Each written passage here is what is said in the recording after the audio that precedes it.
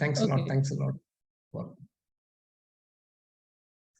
Okay, let's invite the next speaker, Dr. Ritajit Majumdar. Dr. Majumdar, can you hear me? Yeah, hi. Am I audible? Yeah. You can perhaps share your slide while I give you an introduction. Okay, we're very happy to have Dr. Ritajit Majumdar as next speaker. He is a research scientist at IBM Quantum, and before that he was a research fellow at Indian Statistical Institute.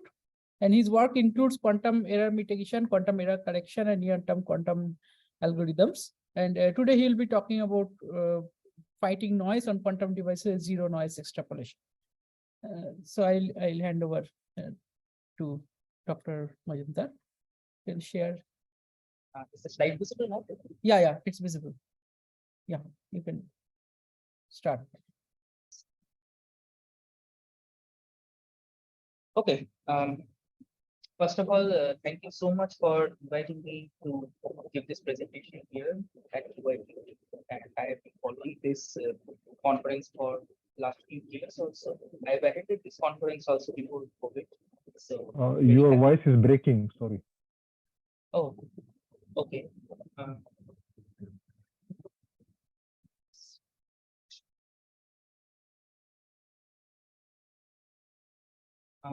Better now? Yeah, it's better. I think it's better to go to the full screen mode instead of some presenter view, because we can see a lot of other things which are which is making the actual thing small. Okay. Yeah, that's great. Thanks.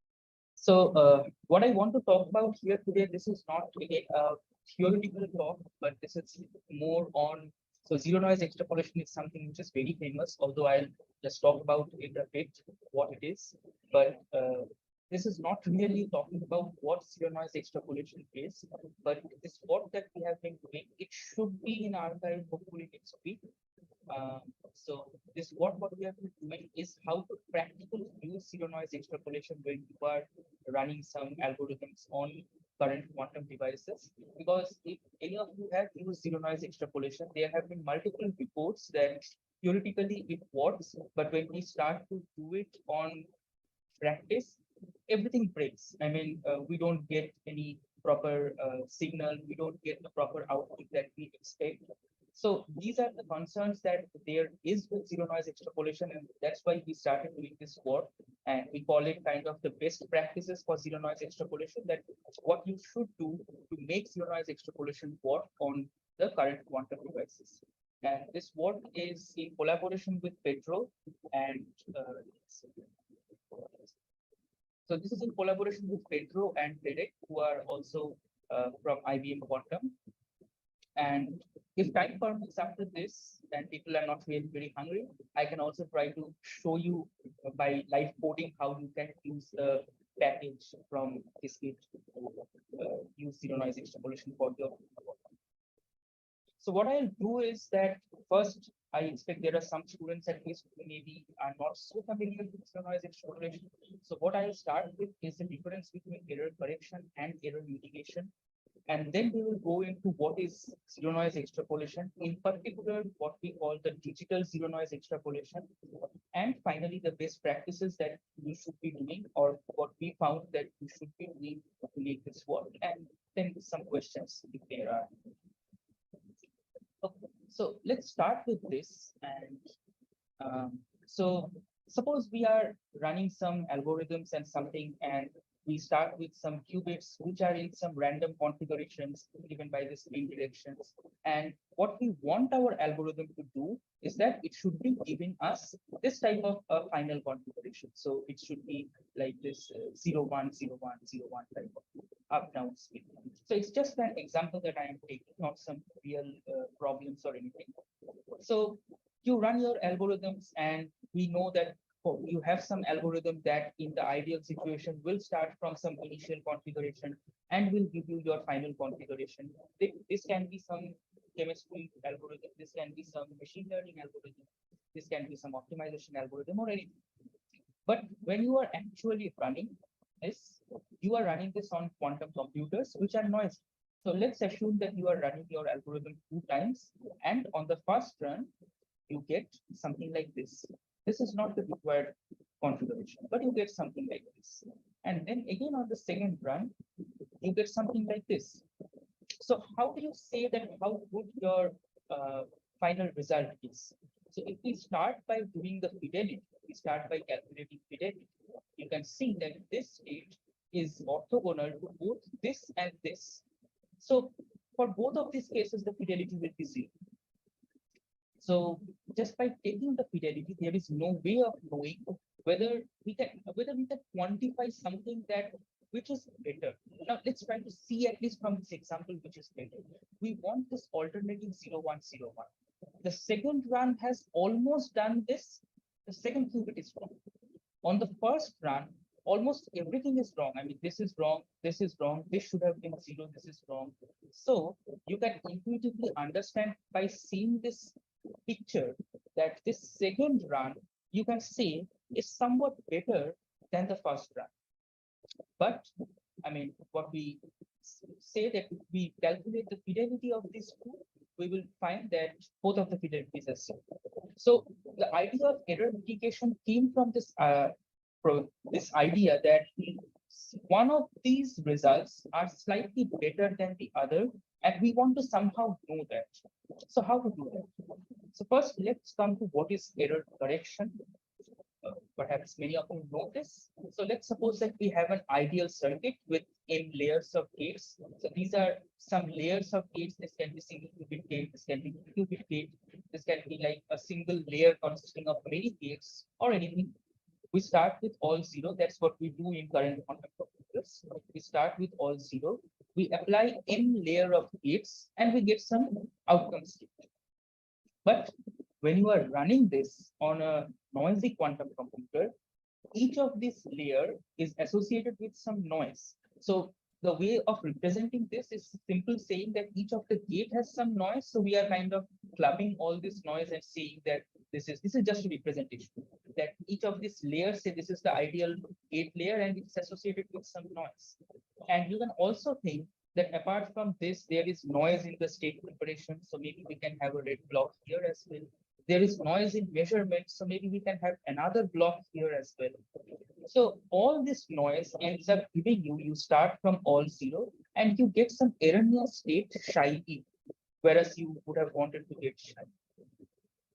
So what error correction does for you is that the idea is that you take your input state and you encode it into a larger Hilbert space, and then from this error information, you try to retrieve what this actual state was. This is in some very non-mathematical way of saying what error correction is trying to do. You take your, so you have all the surface codes and all of those things. So you take the information of a single qubit, you distribute it into say 17 qubits for surface code, and you run your algorithm on that encoded set, on this larger set, and when you get the results from the errors, you try to figure out what the error is from some syndrome, and then you try to do the correction and you get back psi from psi e. But what is the issue here? The issue is that it requires a huge number of qubits for correcting this arbitrarily made errors. So if you think of surface code, a single qubit will take you 17, like protecting the information of a single qubit will require 17 qubits. And as you keep on increasing, it doesn't multiply or additively, but it still keeps on increasing. Now, if you want to correct arbitrarily many errors, you need to think of something called concatenation, and that will kind of increase the error, increase the resource requirement of your system exponentially. So all of these problems come in. And right now we have like, say 433 qubits is the latest one from IBM, which is the largest. So recently IBM also talked about this 100,000 qubits as the timeline, but it's still going to come in say hopefully 10 years. And that is also not maybe sufficient to fault tolerantly run many algorithms of interest. So what do we do in the meantime? So what we do in the meantime is error mitigation. Now, when we talk about error mitigation, the premise changes slightly from what it was for error correction. So for error correction, the premise was that from this erroneous output, I want to get back the ideal state. This was my premise. But when I come to error mitigation, the premise is that I am running some algorithms and all I care about is that I have some observable and I want to calculate the expectation value of some observable. So think of any variational algorithms that you do, PQE, QAOA, QML algorithms. All of them are more or less doing the same thing. It is kind of calculating the expectation value of some observable, trying to find better parameters. So this is the premise that this is what I care about. I don't really care about the state anymore. So again, I have this ideal circuit, I have this noisy circuit, but now instead of wanting to have this state psi or psi, I want that I have some observable m. I want this expectation value. So what the premise changes now is that the problem statement is, I don't want to go from psi to psi, but what I want to go from is this noisy expectation value to the ideal expectation. This is what I want. And for that, you are allowed to run this circuit, this noisy circuit multiple times. You have to run this circuit multiple times, and it's almost impossible to do it in one shot. And when you run it multiple times, it is not necessary that on each time the circuit needs to be the same. If you feel so, you can change your circuit according to your need. But at the end of those many runs, you should get a lot of these noisy expectation values. And from those many noisy expectation values, give me the ideal expectation value. This is what the premise for error mitigation is. So the question is where we can use error mitigation. Well, as I was saying, it is suitable for most near-term algorithms. So it has applications in quantum chemistry, QE, error mitigation is already applied there. You have this combinatorial optimization problems like QAOA. Error mitigation is also applicable there. Machine learning type of problems, context matter physics, many other problems, for which you only need the observer. More important to maybe specify that error mitigation is not suitable for all problems that a quantum computer can do or a quantum computer is useful to do. So for example, cryptography or communication. When you talk about cryptography or communication, the goal is that whatever bit strings I am sending, you should be receiving the same bit string, then error mitigation is not the thing to do there. Because it is going to give you some expectation value. You don't get the exact bit string from there. State preparation. So we have situations like where you want to prepare some particular state for your algorithm to run on. Now, that particular state is a particular state psi. You need that state. You don't need the expectation value for that state. So not good there. And there are many algorithms like this Shor algorithm, Grover's algorithm, where you need the exact outcome. For Grover, you need the exact search, the location of that item you are searching for. For Shor, you need the factors of the numbers. So for these type of algorithms, error mitigation is not useful. So let's talk about what this particular error mitigation scheme, zero noise extrapolation, is. There are many other error mitigation schemes that you can look into. There is this measurement error mitigation. We have 2 or 3 types of measurement error mitigations there. We have this zero noise extrapolation, which is called a biased error mitigation technique. I'll tell you why. You have something called an unbiased error mitigation technique called probabilistic error cancellation that works really well, but it also has some issues like it will take a lot of time just to learn the noise in the system. But it can learn but if you give the time to learn the noise in the system, it will do wonders for you. So anyway, for this, we are actually interested in ZAD because it's like a very low budget or low resource required technique of error mitigation. So once more, we have this noisy circuit. And let's say that we are going to parameterize the noise in the circuit by some value of lambda. In some way, we'll see how to do that. But for the time being, let's assume that there is some lambda by which you can parameterize the noise in this circuit. The problem that you have to do now is that you somehow have to have different noise factors, lambda 1, lambda 2, up to lambda k. And the noise factor increases. So if you are running the same circuit with a noise factor lambda 2, it somehow have more noise than if you were running it with this lambda1 and so on. So you end up running the same circuit, but somehow increasing the noise in the system. So you end up getting any noisy expectation values. And you can understand that the expectation value of this one is hopefully better than this one and so on. So you get all of these. So you have a curve now, and you want to extrapolate to the zero noise limit. So here is an example that we want to show. So for example, suppose that you have this lambda1 noise factor, which suppose say is your noisy circuit. This is the circuit that you want to run. So we have this, and you get the, so this is the ideal expectation value that you would have obtained if there were no noise in the system, but you end up getting some expectation value here. So you increase the noise in the system to lambda2, and you get an even worse expectation. To lambda3, even more worse expectation value. So you do this multiple times, and then you extrapolate, you do a curve fitting here, and then you extrapolate it back to zero. So this is the idea of zero noise extrapolation. It's very simple, but it has this assumption that as you increase the noise, as you kind of stretch your circuit or do something, again, we'll talk about what do you do. As you do those things, the nature of the noise remains unchanged as you increase this value of lambda. So there is one thing that when this zero noise extrapolation was first proposed, it was proposed in a form which is which we can now call as an analog zero noise extrapolation. So the idea was that each of the gate, when you run it on a quantum computer, it breaks down as a pulse. So what goes inside the quantum computer is basically a pulse. Now, if you can stretch that pulse, then you effectively increase the noise in the system. So the pulse has some associated noise, and if you stretch the pulse, you end up increasing the noise in the system. But this has some problem because most of us don't have so much knowledge that what pulse is being used, how to stretch that pulse. So we need the very hardware level knowledge to do those analog type of things. So what is more famous now is what we can call this digital zero noise extrapolation, which is DZA.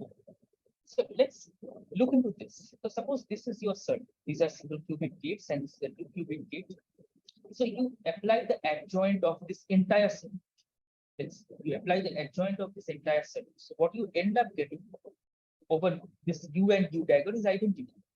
And then you again apply the same circuit. So you have applied this 3 times, but your functionality remains unchanged because U dagger is identity, and you have only U. So it was U, you end up with U, but your noise increases because each of this gate now has associated with some noise. So your noise is somehow stretched. So doing this is called global folding. What is more famous? So global folding, it has been shown that if you have a very time dependent noise, there is a paper which states that if you have a very time dependent noise, then global folding is good. But at least for our hardwares in IBM, what we see is that local folding is sufficient. So local folding means that you have these individual gates, you fold the gates individually. So you replace each gate with U dagger U, and so on. So once more, each of this gate is folded, and so you have this functionality unchanged. This entire thing is basically U1, this is U2, this is U3, but you have stretched, so the noise in the system increases. So anyway, we have this 2 type of folding. This is called global folding, and this is called local folding. So just one thing to talk to you. This is again not very mathematically rigorous, but let's talk about extrapolation. And what type of extrapolation do you want? So suppose you have some depolarization noise, and okay, this should have been anyway, or think of it as a qubit system. So we have some depolarization noise of this form where P is the probability of error. Maybe you have R gates, and so you end up in a system like this. Now, if we say that our P and R are small enough, then you can say that this is a good approximation of rho. You can assume that this linearity is a good approximation. So you can break this exponential in infinitely many terms. And if you just choose the linear term and discard everything else, if the values of P and R are small enough, then this is a pretty good approximation. So if you now want to find out the expectation value of some observable m, this will be something like this. And you have some bias term, that is why it's called a bias estimator. You have some bias term. However good this approximation is, there are some terms which you are discarding. So this cannot be the exact expectation value at any point, but they are perhaps good enough. Now, what happens if P and R are not really small? Then you go for quadratic or polynomial approximation, and then you have this. You can have multiple terms, higher order terms also. And in the end, if you feel that no, none of them are good enough, then you can have the entire exponential thing. So if you do the exponential thing, there is no, I mean, higher order terms which you have not considered. But as we will show in the results, exponential curves are often a bit unstable. So when do you want to use the linear? When you have shallow depth circuits, you use linear extrapolator. And the number of gates is small, so the noise that the increases in noise due to the folding is also small. So you can expect that the curve for extrapolation is more or less linear. And this is extremely stable. This gives you very low standard deviation and all of those things, and it gives you very good as long as these requirements are satisfied. But if that is not satisfied, if you go to some medium depth circuits, then you want to go for some polynomial extrapolator. And this is polynomial extrapolator is still good, but what ends up happening is that the standard deviation of your extrapolated value is usually higher than the linear one. And if you have a really deep circuit, you need to go for exponential because then none of the approximations are good enough. But exponential can be unstable at certain times, meaning that the extrapolated value can end up having a really high variance of standard deviation. So these are the main three types of extrapolators that we use: linear, polynomial, exponential. So here is an example that we hold by 1, 3, and 5. So let's just go back.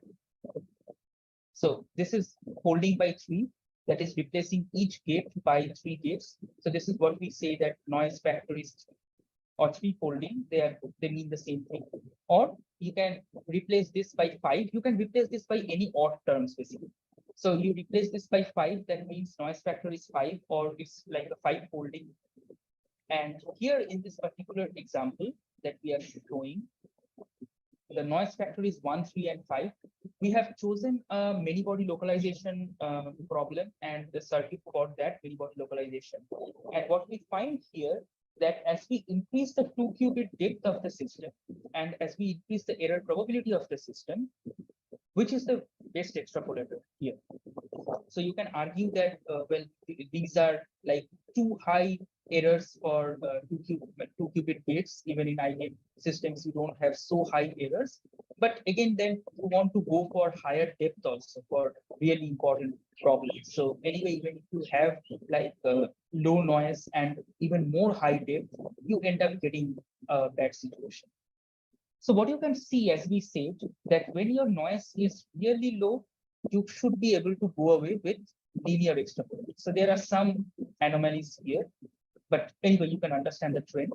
As you increase the noise, or as the noise in the system increases, you want to go for polynomial time extrapolator. So this Q means quadratic. We have used quadratic only for our experiments. So you want to go for quadratic, but it is the exponential one which dominates. So most of the time, it says that you need to use the exponential one because the noise or the depth is too high and no approximation, be it linear or be it polynomial, is good enough, and this bias becomes too much. So you want to actually use exponential extrapolator. And no fit basically means that it is too noisy or too deep, and the system has been, the ZNE has been unable to find any good fit at all. So it is not expected to work in all situations. So this no fit situation actually talks about that. So what is the red point here? What is the warning signal here? You have a 2-qubit depth of 40. And this is something that you would want in any realistic problems that you would be running. And you have this error probability of, say, roughly 0.02, which is also now observed in some of the C0 gates in our devices. So here, as you can see, that this goes to no fit. So if you go for higher depth circuits, you can expect that this no fit will start dominating the situation. So that's bad actually. So what can we do about that? So to rescue, there is something called this partial fold. And this is, I mean, I cannot stress to you the importance of partial folding that, and you will perhaps understand the importance of partial folding. So just to stress one more thing, here we said that the exponential can become unstable at times, meaning that the variance can increase a lot. But if you are using a noise factor of 1, 3, and 5, this plot tells you that you need to use exponential extrapolator most of the time. So that's kind of opposite things that I am saying here and here. So this, as I said, this is local folding with lambda equal to 3, and this is like a 3 folding. What we can do is that when you have really deep circuits, so suppose in your circuit you have 40 2-qubit gates, or the depth of the 2-qubit gate is 40, like here. When you stress it by doing 3 folds, the depth of the circuit, the 2-qubit depth of the circuit becomes 120. When you do it by 5 folds, it becomes 200. So these depths become too large to actually get any valuable signal out of there. If your depth is so large, by folding, if you increase your depth to be so large, your system technically becomes a maximally mixed state and you get no signal out of that. So that is why if you start doing this kind of things using CN, and if you have a really deep circuit, you will end up seeing that your system, your CNE will not give you anything. It will kind of fail because it has become a maximally mixed state and there is no useful information coming out of that. So let's do what, when you are going to deep circuits, you need to do what is called a partial fold.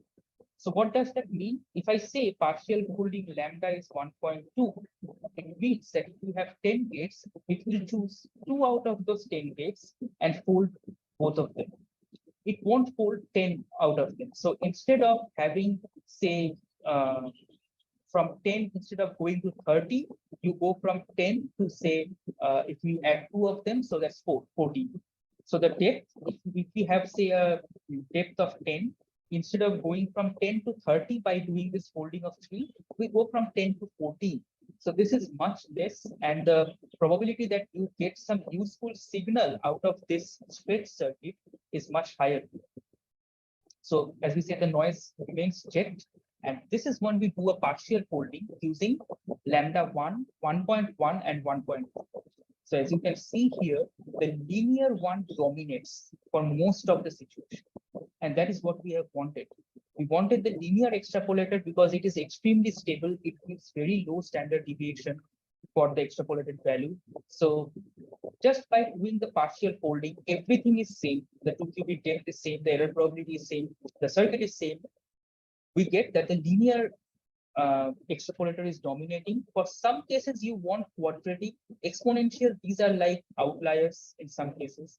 So most of the time, you don't even need exponential extrapolator. And the no fit situation, as you can see from here, previously the no fit situation was pretty high. I mean, taking up a lot of space in the curve. But now you have that no fit situation is in a very little space, and that too for a very high error probability, which is pretty unrealistic for IBM quantum devices. So that kind of tells you that when you are using your circuit, look into the depth and think of using partial fold. That's one of the best practices. That's kind of the first best practice that you should do. Now let's come to the second thing, that what are the caveats of doing partial folding? So we said here that when you are doing partial folding, and if you have 10 gates, it takes 2 out of 10 gates and it will fold it. So it will randomly take 2 out of 10 gates and will fold it. So when you are doing for, say, 1.2 first time, and if you do 1.2 a second time, there is no guarantee that the gates which are chosen for folding will be the same. And that has some problem. So this is, I think, the IBM QIQT device. And as you can see, that not all the C0 gates are equally noisy. So if you end up choosing this gate and this gate for your folding, and and if you end up choosing this one and this one, these two error probabilities are very different. So, so the two cases will not give you the same thing actually. You will end up getting different things in different cases. So obviously what you need to do, you can understand from here, that is the second best practice that you should be doing, is that you should be sampling multiple times. So if you choose a fractional lambda, you sample multiple times, you get the extrapolated value and you take the average. Because you can understand that if just repeating the same thing, if you are choosing say these two, in the worst case, you end up, so if you see the high error, the lighter ones have the higher errors. So if you end up choosing these two C0 gates, your noise will be extremely high and it will extrapolate thinking that the noise is very high. Whereas if you are choosing these two gates, it will think that the noise on the system is very low and it will extrapolate accordingly. It will fit the curve accordingly. So these two situations don't give you the same thing. So you need to sample multiple times and take an average of this. So here is just an example that we were showing. And here we show that as you increase the number of samples, and as you have this like 30 C0 gates, 15 C0 gates. So as you have more and more C0 gates, and as you increase the number of partially folded samples, you actually reach some kind of saturation on your standard deviation. Otherwise, I mean, if you just take one sample for this and you run it for different instances, if you run it multiple times without taking the average, you have pretty high standard deviation. So this is second best practice that you should remember, that partially fold and sample multiple times. Now, so these examples are done using depolarization noise model. So that is not the only type of noise model we have in the system. So depolarization noise model, it is an exponentially decaying curve. If we have damping type of noise, it is also an exponentially decaying curve. So what ends up happening is that your zero noise extrapolation can handle these two things, because the nature of the curve, maybe the gradient of the curves may not be the same for depolarization and your damping noise in the system, but the nature of the curve is same. So it can still find some fit for that. But if you have this type of coherent noise, so what is coherent noise? It says that when you are acting a gate u theta on your quantum circuit, it is very difficult to actually act as u theta. You end up doing something u theta plus delta. So the rotation that is required, that is slightly more or less, whatever. I mean, this delta theta can be negative also. So it's not exactly this u theta. So the problem is, this is just taking a single gate, a C0 gate. If you keep on increasing the number of C0 gates and each of them has a little bit of coherent noise, it will give you more or less a periodic nature. Why so? You can understand if you think of a block sphere. So when you are rotating, what you are trying to do, you are trying to reach a particular state. But if you over rotate or under rotate, you go slightly ahead or slightly behind that particular region that you were trying to reach. Now, if you run this same gate multiple times, so let's assume that you are slightly ahead. So each time you rotate more and more, and after some time, so the divergence from the exact state keeps on increasing, and after some time it keeps on decreasing, and you perhaps reach the actual state that you are supposed to reach. So it's like a periodic nature. But as we said that the depolarization noise, the damping noise, both of them has an exponential nature, and this is a periodic nature. So you cannot expect your zero noise extrapolation to work perfectly when you have coherent noise. But coherent noise is unavoidable. It is like one of the components in our hardware profile, and it is there. So what can you do about that? So what we can do about that is Pauli twirling. So this is kind of the third best practice that we talk about. So Pauli twirling or randomized compiling, whichever is the name that you know of. If you don't know of it, let's see here. So suppose you have a C0 and you want to add some single qubit gates before and after it, such that its functionality remains unchanged. So let's take an example. So this is the idea that you pad your unitary U with some Pi and Uj such that U and this Pi, U, J, they are the same. And we want to sample this PIPJ randomly from the set of all Pauli operators. So here is an example. So let's see what this is. Let's try to look if anyone is not familiar with Pauli twirling, what this is. So this Z gate, this Z, the phase, what happens to phase in a C0 gate? The phase flows from target to control, and X basically flows from control to target. So that means in terms of error, if you has an X error on the control, it is not only hampering with the control, but it is also hampering with the target. On the other hand, if you have a phase on the target, it is hampering the target and it is also hampering the control. So we sample randomly, and let's say that we have placed these two Z gates before the signal. So what will happen to this Z gate? Z gate doesn't flow from control to target, so it will go just flow, and this Z gate will go to a Z flow. This Z gate will flow to both target and control. So this Z comes here, this Z flows here. The 2Z gives me an identity. So the way this padding has been done, it doesn't change the functionality of the C0 gate. So this C0 gate and this entire structure, they are the same in terms of functionality if you have an ideal circuit. But when you have some noise, whatever noise was acting on this C0 gate, the way it was acting on C0 gate, the way it will act on C0 and this single qubit gates is different. So this is why it's called twirling, because it kind of rotates the noise in different directions because of this adding single qubit gates. And just because we use Pauli gates for this, that's why Pauli twirling. So we do this multiple times. You can verify that for each of these cases, it is that the functionality remains unchanged. So the nature or the structure of your, or the functionality of your circuit doesn't change, but its structure changes somehow, so that the effect of noise is now slightly different. So you can show that if you do this multiple times and you take the average over all the instances, then the system behaves like a stochastic Pauli channel. So a stochastic Pauli channel is very much like a depolarization channel. In depolarization channel, we have that the probability of X, Y, and Z, they are equal. So each of them is P by 3. If P is the probability of error. And stochastic Pauli channel says that they are just different. They need not be the same. Yes, there is a difference from that this is not necessarily anymore the maximally mixed state, but this is a similar type of noise model, and CNE works very well for this type of noise model.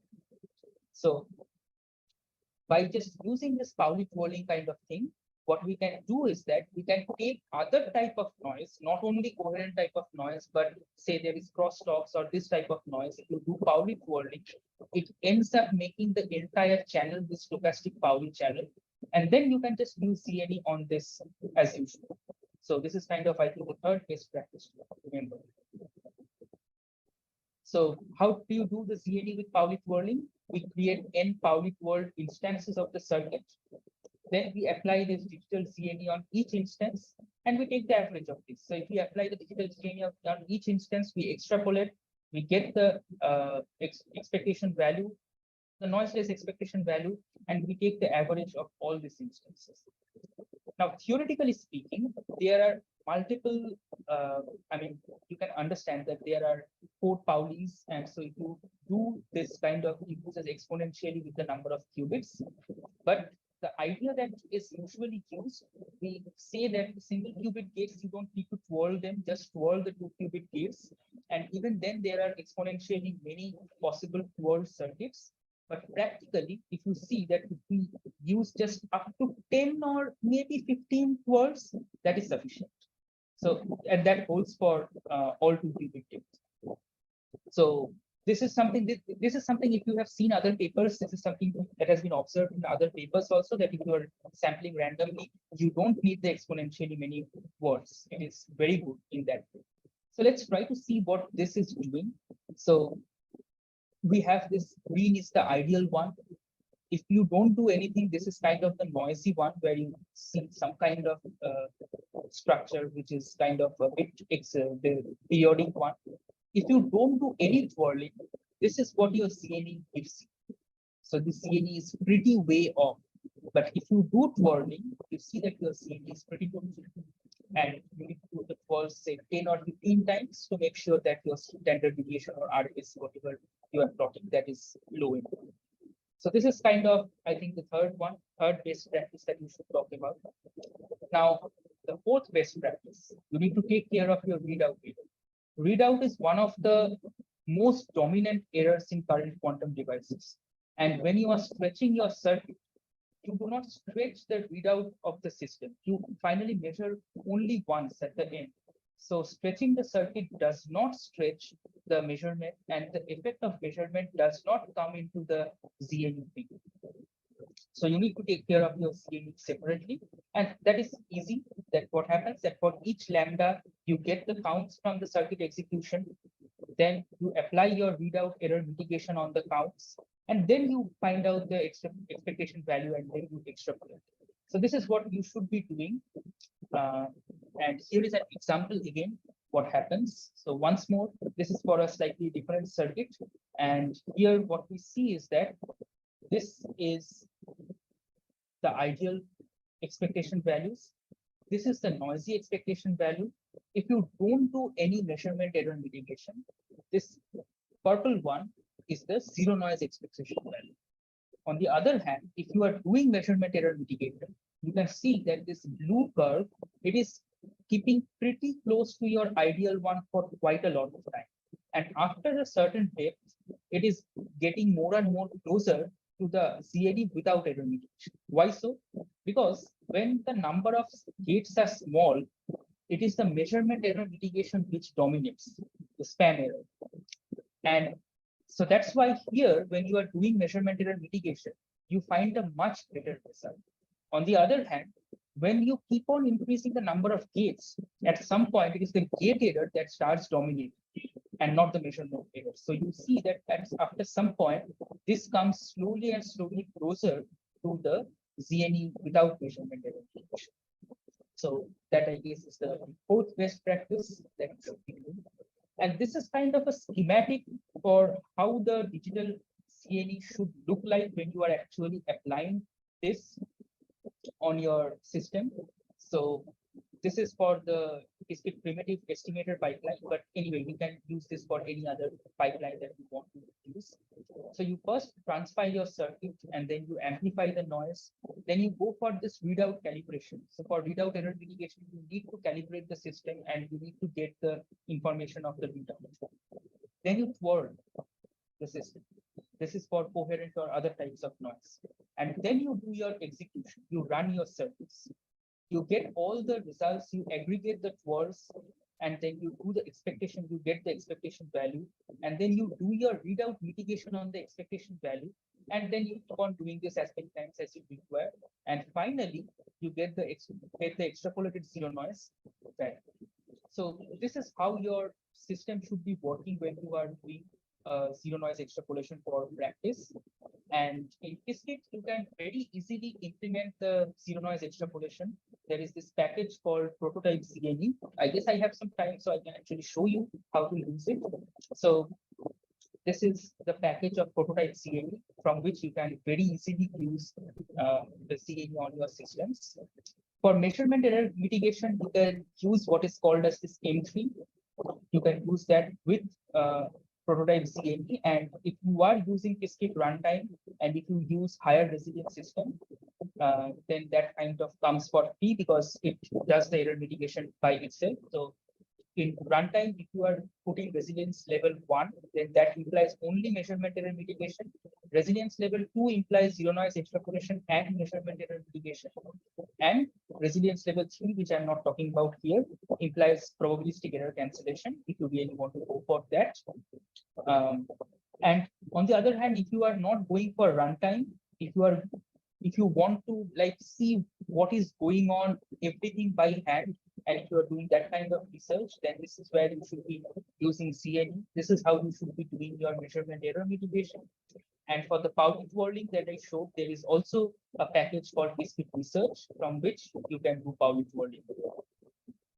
So some take-home messages before I just want to show you some codes how to use the prototype ZNE particularly, not the other ones, is digital ZNE is a pretty low overhead mitigation technique. And First thing that you should remember is that as you want to go for larger and larger circuits, you want to do partial folding. And say if you want to go for a really large and a really deep circuits, maybe even 1.1, 1.2 is too much. Maybe you want to go for 1.05, 1.1, this kind of partial folding. But partial folding is useful.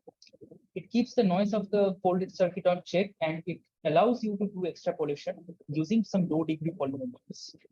And it is always good to sample over multiple trials when you are using partial folding, so that you can take into account that not all qubits and not all gates have the same noise. And finally, you need to do some Pauli foldings to take care of this other type of errors like crosstalk, like coherent errors, which are there in your system to make the average effect look like a stochastic Pauli channel. And finally, do measurement and remediation along with scale. So that's from me. And do we want to take some questions now, or I can just show you how to use the package for prototypes here and take questions later? Yeah, we can go ahead with with the package demonstration. Okay, great. Let's do that.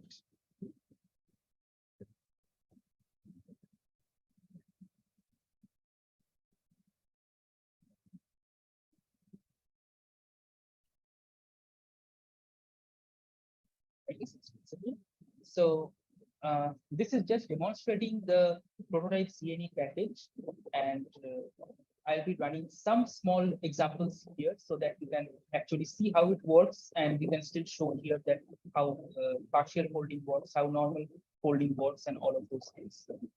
So here I am going to run on some fake providers, some fake backend. Otherwise, I mean, the real hardware queue can be very long. And these are the inputs from this prototype CNE. There is something called CNE strategy. I'll show you what it is. And as I talked about, it is the local folding amplifier you can use, which amplifies, which kind of folds each of the gates individually. You can use global folding amplifier, which folds the entire circuit together.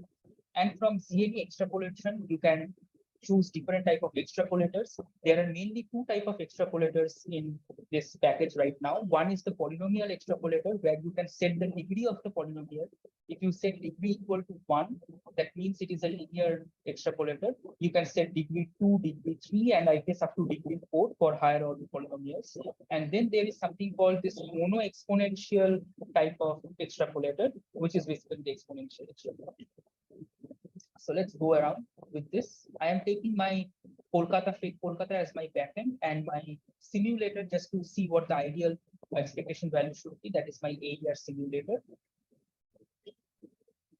This is the circuit I am going to use. I'll show you right now what circuit this is. Just in a minute, I'll show you what circuit this is. Or I can let's show here. So this is something called a trotterized circuit. I can also show you a smaller version of this to make sure you understand what this is. So let's name it for 4 qubit. So this is one throttle layer. The parameters are right now introduced randomly. So as you can see that this has kind of layered gates like this. This type of circuit was used in the PEC paper, if you have seen it. And this type of circuits are often useful in many physics problems. And this type of layered gates, having this type of layered gates are actually useful for PEC, not necessarily for CNE. But this is the type of circuit that I'm going to use for this particular example. And this is one throttle layer. And when you go for higher throttle layers, as you can see, like this is one throttle layer. They have pushed the RX here because there is no failure. This is the second throttle layer, and so on. So when I say 4-4, it means basically 4 throttle layers of this. For the time being, I am going to take the expectation value of all Z of things. So for our 4-4, it is like Z. That is my observable for the time being. And this is just a function to get the expectation value, that particular expectation value. Now, here is the main thing that I want to talk about. So this is basically the main portion, and this function I have written just as a wrapper around it, nothing else. But this is the main portion that we should be focusing on. The prototype ZNE works on the QIQT primitives. If you know that, runtime runs on primitives like estimator and sampler.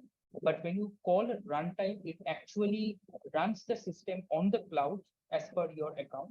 But if you can also just call the primitives here, so your system will run locally on your own machine. It won't go to the cloud. So the way I'm running this, it will run on my system for now, and it will not necessarily go to the cloud. So we need to make a ZNE estimator by taking a backend estimator, which you can get from the QIQT primitives. And this is the main important thing here, that for the strategy, as we said, that there are three main things. What are the noise factors? So for now, the noise factor is 1, 3, and 5. So remember, 1 is the main noisy circuit that you have. 3 means you repeat each gate 3 times, and so on. The amplifier, what type of amplifier you are going to use? So I am going to use the local folding amplifier. You can use the global folding amplifier. And if you set gates to fold equal to 2, that means it is only going to fold 2 qubit gates. So this is often a use practice that is used in reality, that we don't really need to fold all gates. If you want to specify gates to fold, it will fold all gates, whether it's a 1 qubit gate or a 2 qubit gate.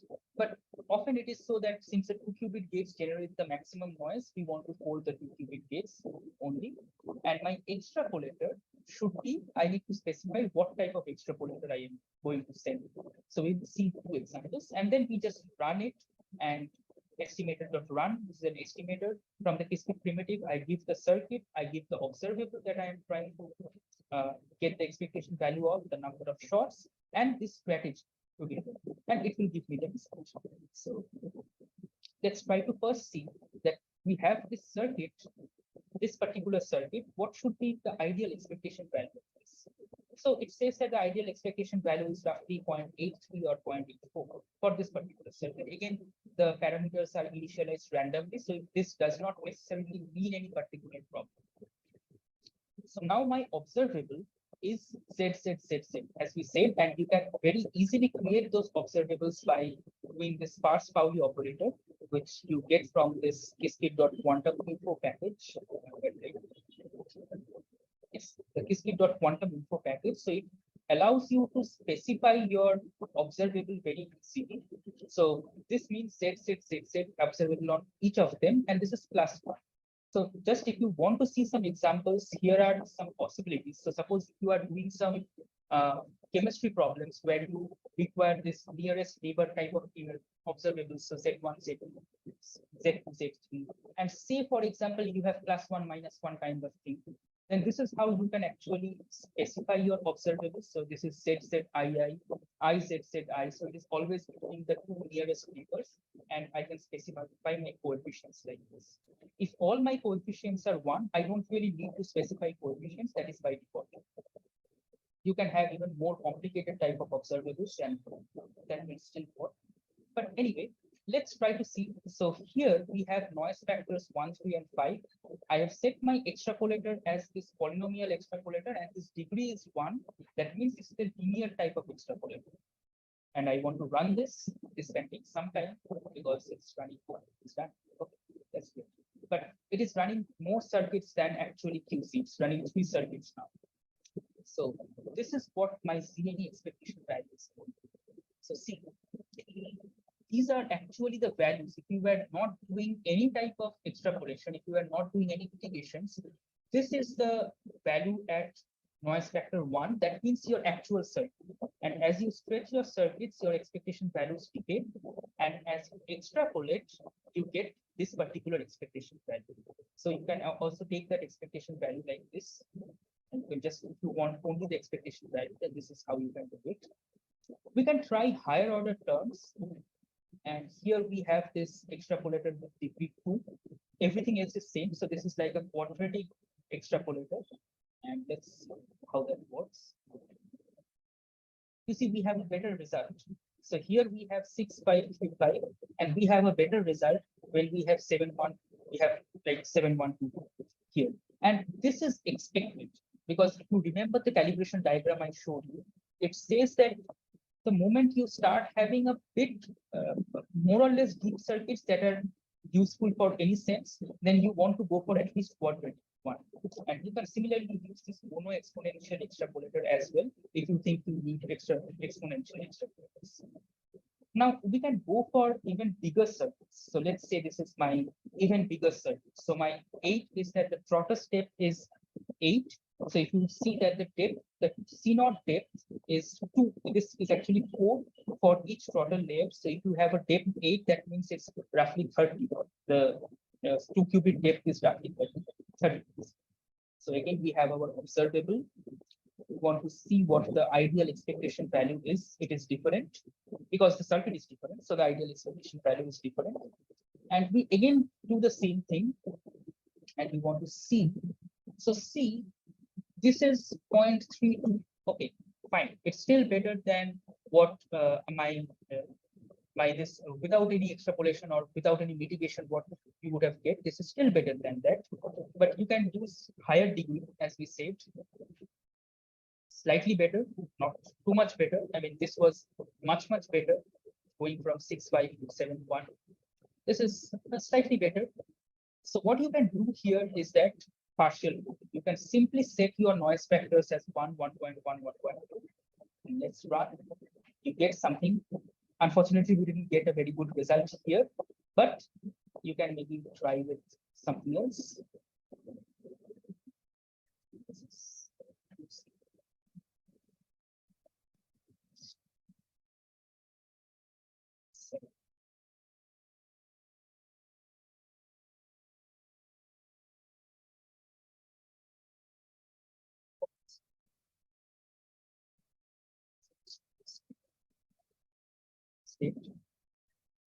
Yeah, so something bad went the first time. So as you can see that the moment you use partial folding, your ideal state was 5.55, the ideal expectation value was 0.55. Using this type of noise factors and different degrees, you couldn't even reach 0.4, but just by using partial folding, you have reached 0.51, which is very close. And this is even without taking into consideration any like twirling or measurement error mitigation kind of things that I talked about that you should be taking into consideration. So this kind of I guess motivates that if you can use even the measurement error mitigation and twirling along with this, along with partial folding, ZAD is pretty good to give you good enough results for big enough circuits. So that's all I can say here. I mean, not quantifying, but good enough results for big enough circuits. So yeah, I guess that's all I wanted to say about. If there are any questions now. Thanks a lot, Dr. Majumdar. Audience, is there some questions? Can go over that.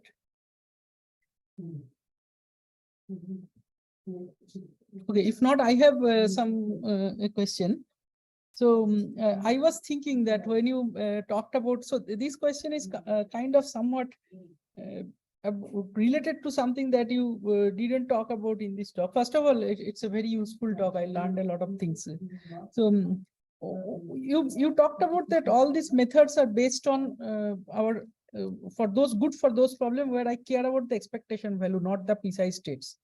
So I am interested about certain problems. So I was wondering what one can do, that where I care about the expectation value, not the precise states, but I also care that certain things are conserved. For example, let's take a very simple case. Let's take a spin model, and I want, let's say, some conservation, like total magnetization is conserved. So is there a strategy that one can do within this thing you discussed, or something completely different one need to think? So I allow state errors, bit flip errors or something, but I need to conserve the total magnetization. Let's. Yeah, I'm really not sure how to do that, because I guess when you are saying that you allow bit flip and others, you are doing that on simulators. But if you put that on your real quantum device, can you really guarantee that what you require will be satisfied with that particular conservation thing? Yeah, by that I mean it's let's say I want to simulate a Hamiltonian where I want the total magnetization to be conserved all the time. Now the simulator may not respect that, or all these kind of sources you said. So it will flip. So if it flips 2 beeps in opposite way, then it will be somehow conserved. Okay, But so if what it I can- doesn't do that, you are out of that Yeah. block of the Hilbert What I space. can think on top of my head, I cannot guarantee this is going to work, but you can try to make your Hamiltonian a bit more complicated by saying that you have your original Hamiltonian, and this is your constraint. This is kind of a constraint that you have, that my by my momentum or my spin should be conserved. So you can put that as a penalty inside your Hamiltonian, so that I if see. that thing is not conserved, your Hamiltonian will end up giving worse expectation values. So if you can do that, your Hamiltonian changes slightly, but then this type of any type of error mitigation will kind of respect that in most of the cases. It should respect that. I see. I see. Okay, thanks. Okay, other questions? I have one question. So, can you hear me? Yes. Thank you for your talk. Could you please name the type of noise mechanisms responsible for errors? Type of noise mechanisms. Because errors, I think they are introduced by some mechanism, right? There is Yeah, some mechanism, noise mechanism. So one of the dominant error mechanisms in this quantum devices is the damping, that if you create a system in, say, higher excited states, and it will kind of spontaneously damp down to this ground state. So that is one of the sources of errors.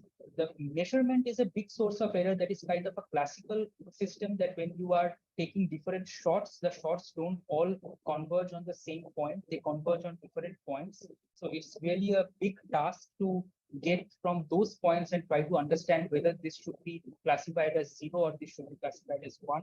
There are machine learning techniques also to do this kind of thing. So that is another thing. The other thing is that this hardware problems, that somehow when we want to apply some electromagnetic field to create a unitary, the electromagnetic field ends up giving slightly more, it is slightly stretched or slightly less stretched. We do not get the exact unitary that we want. So that is kind of the coherent error I showed. There is another dominant error is crosstalk.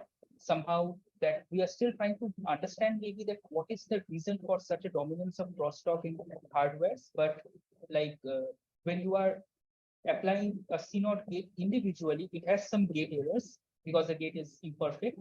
But when you sometimes apply CNOT gates together on different qubits, the effective overall error becomes higher. So this is called a crosstalk.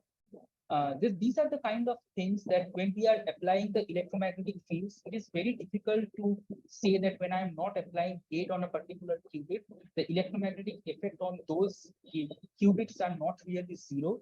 There is still some electromagnetic effect on that, and that comes from some frequency of couplers, I guess. So these are, I guess, the different kind of errors. That is what we wanted to do. Thank you.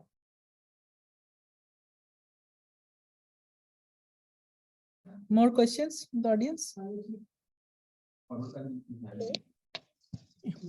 Audible? Yeah. Yeah. So my question is, when we whatever errors we discussed, so is it specifically for CNOT gates, or we can apply in other gates like swap gates and CC0? Yeah, so you can, I mean, all these errors occur on all the gates you see. In general, 2-qubit gates. So just to answer your question in 2 parts. First is that when you have swap gates, when you have CC0 gates, or even more like you have a multi-control Toffoli gates or things like this, these type of gates are, when you want to run on a real quantum computer, this type of gates are broken down into single qubit and 2-qubit gates. All of these type of gates. And there is something called a basis gate set. So basis gate sets are only those gates which are really applied on the quantum computer. Any other gate, any other unitary that you specify for your problem will be broken down into combinations of these basis gate sets. So CC0 gate or higher order Toffoli swap gates, these are not even implemented on the quantum computers. For Toffoli gates, it is broken down into multiple CNOT gates. for swap gate, a swap gate is basically 3 CNOT gates. So eventually you end up getting CNOT gates, but strictly speaking, all these errors occur on all the gates. The 2-qubit gates are a bit more erroneous. When I say a bit more, it's almost 100 times more erroneous than single qubit gates. So often on practice, we say that let's not deal with twirling single qubit gates or applying folding on single qubit gates, but there are still errors and you can definitely do those things. Okay. Does that answer your question?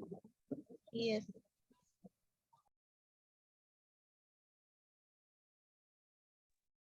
Okay, if there is no further question, I guess we can stop it here. And, yeah, again, I have to abruptly cut the session because it can really go on and it's a very nice talk and all. Okay, that is all for then. I mean, we are really half an hour over time, but I think this is a good time to stop. Thank you. Thanks all the speakers and thanks Thank you. everyone for being here. Bye.